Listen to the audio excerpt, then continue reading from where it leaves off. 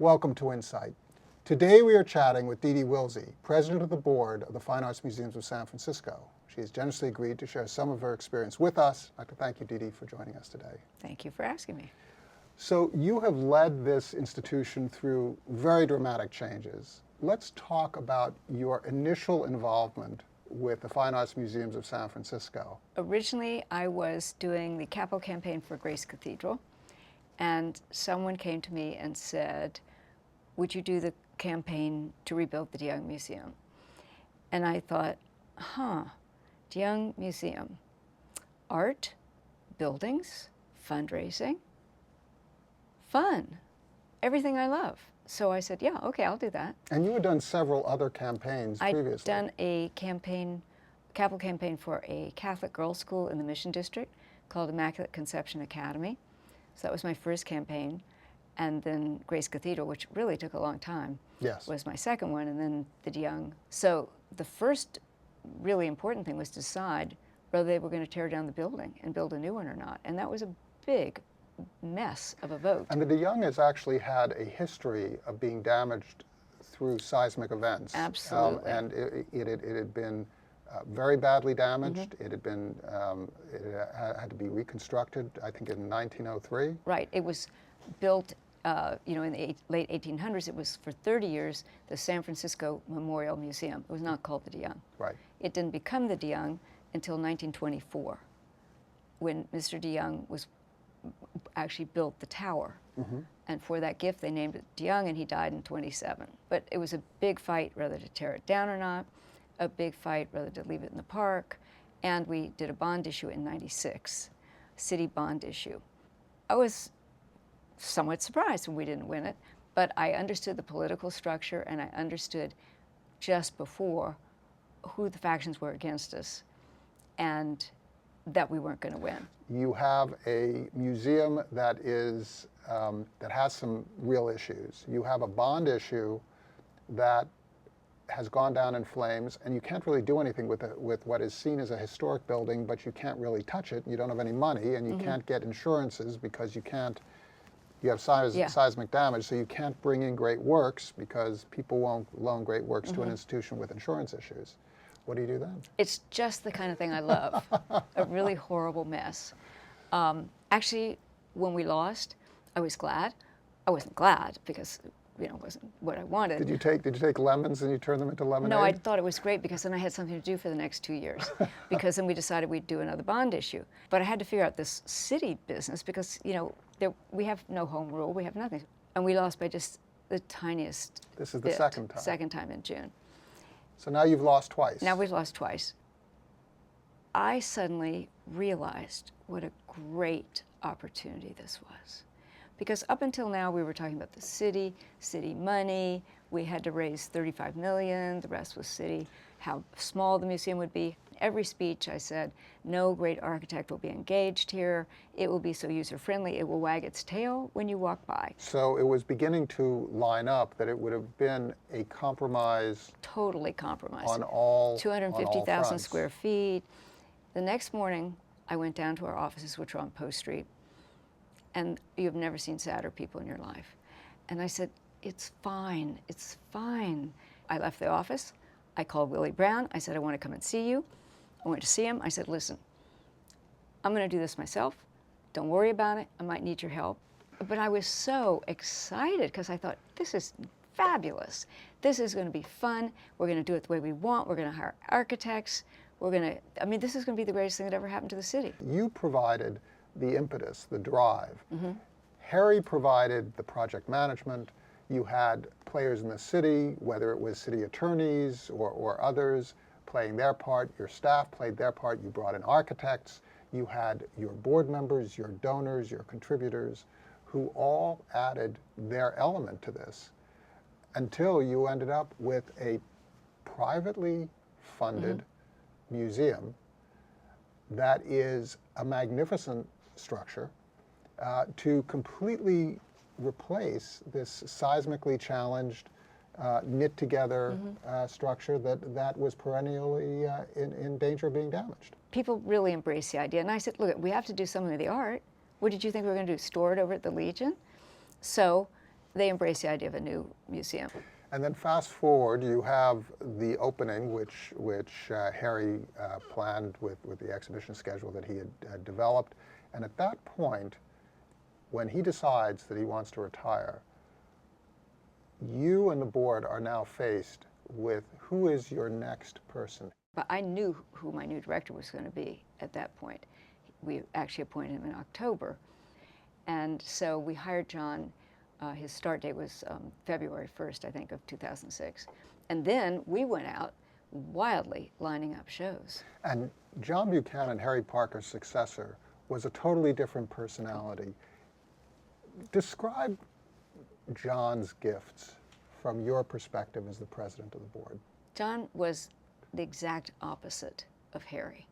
Harry was from the East Coast, old school, Harvard, worked at the Met, marvelous, marvelous man.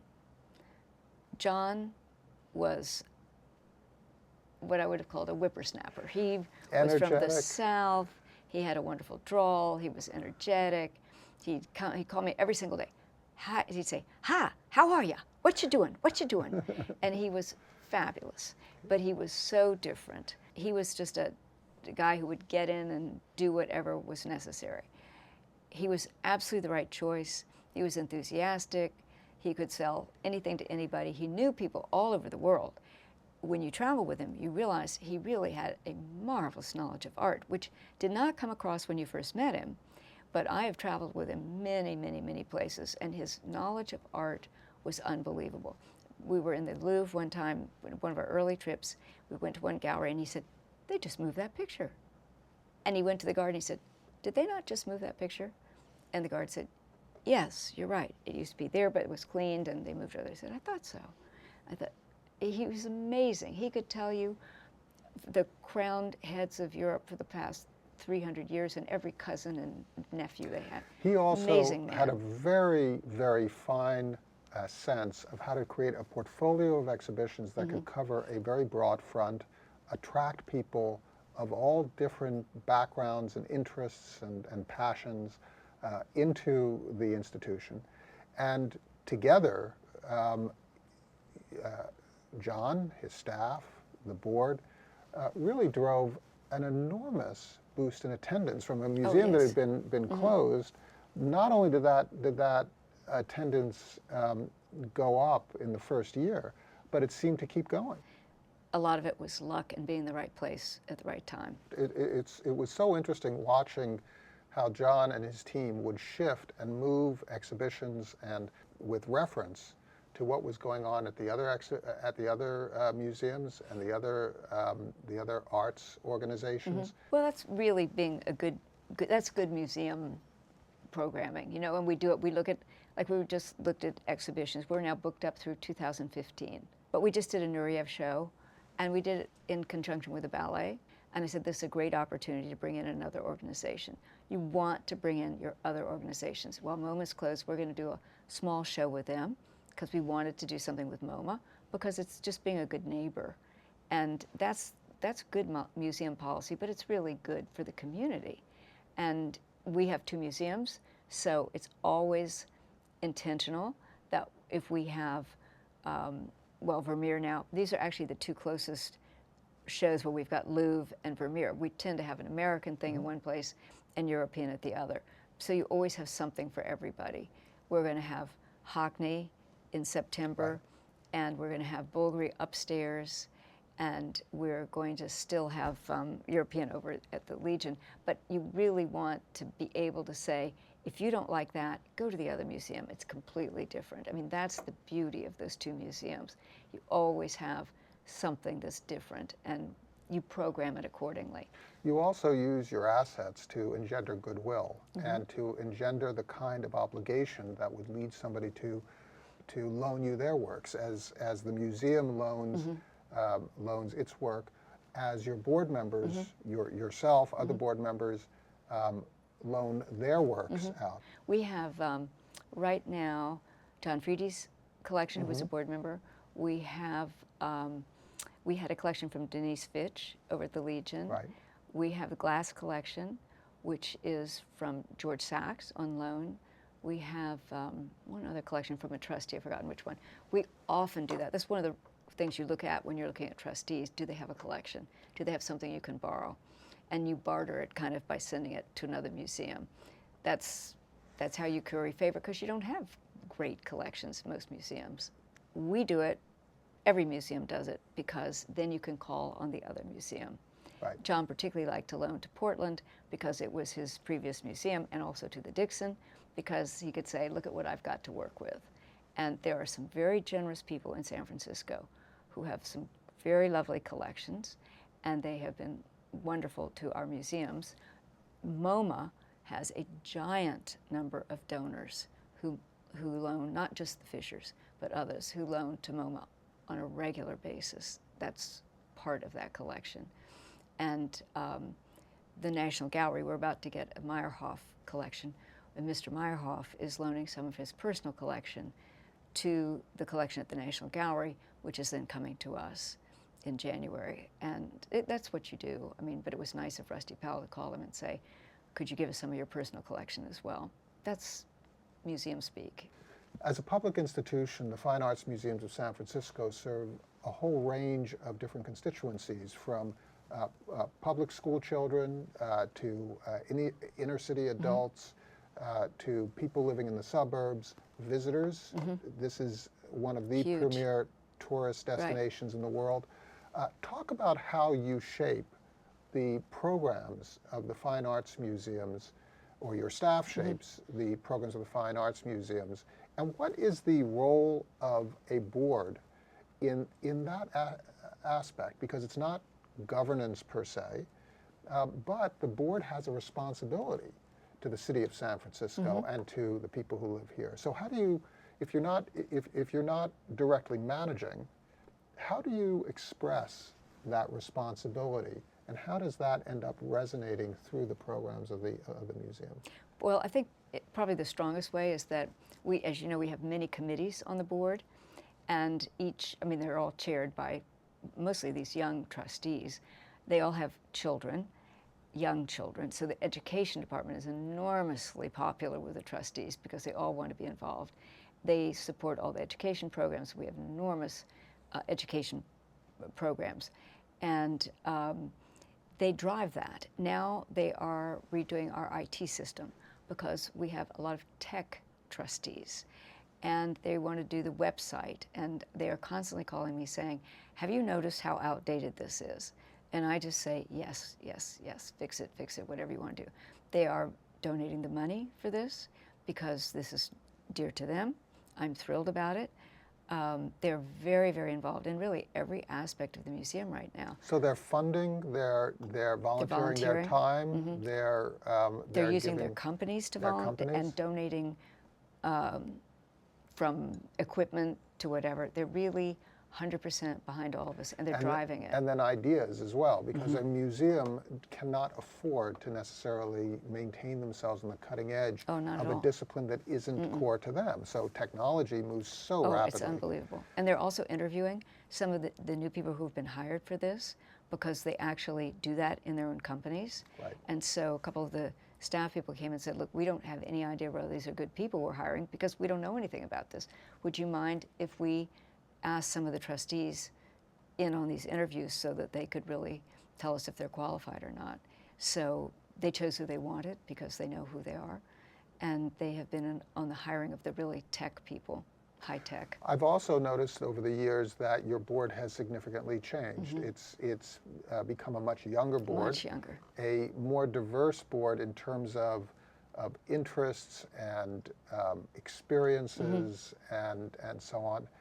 I know you feel that you still have a way to go, and boards constantly evolve, but talk about how that has been engendered, because you don't want to lose your older constituents, people who have invested their time and effort and their treasure, but you also need to constantly refresh.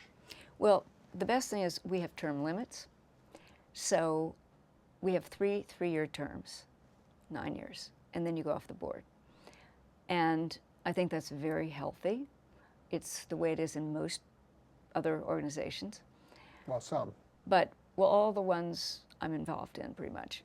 But they But then we got all these young trustees. And I watched as some of the terms were expiring, and they were 42 years old, something like that. And I thought, oh my gosh, we're going to lose them. And we've invested a lot of time and effort in these people. Plus, I want some of them to be president. And I don't want to lose them. We also had great expertise of some of the older trustees, like, if I could use a name, Louise Rennie, Right.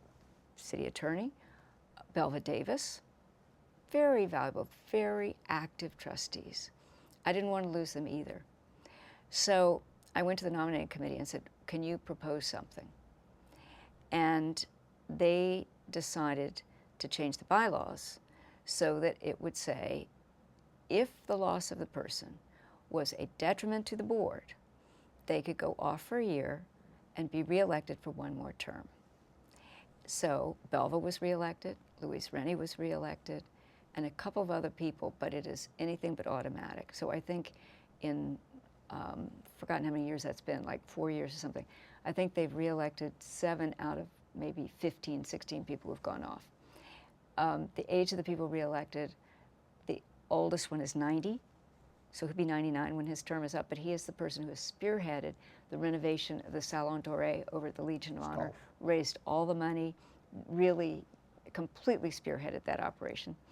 And I don't know how young the youngest is, maybe 40 or something. So it's quite a diverse group, but it's a good idea because you invest so much, you get these people so enthusiastic, they really love the museum. We have no minimum financial requirement to be on the board. And that I think is very important. Diversity is one of the requirements of board membership, so we really are very careful about diversity. Also, you need to have 60% have to live in the city of San Francisco. And we get young members because there is no financial requirement. Some of the boards in town are very expensive to participate in. And I'm very proud of the fact that I'd like them to give $1 a year, because when you go to a foundation, you need to say you have 100% participation. But if they can't afford it, I say to them, just pay your children's tuition. That's the most important thing. And remember us if you ever can. But we get young people by doing that. And we do have diversity. And I think it makes any board much more interesting. Nothing worse than a cookie-cutter board. When we closed the museum, the most frequent visitor was a 60-year-old Caucasian woman. Now the most frequent visitors are a young Hispanic family. And that was true right after we reopened. Part of it is because of Friday Night at the DeYoung, which is a tremendously successful program.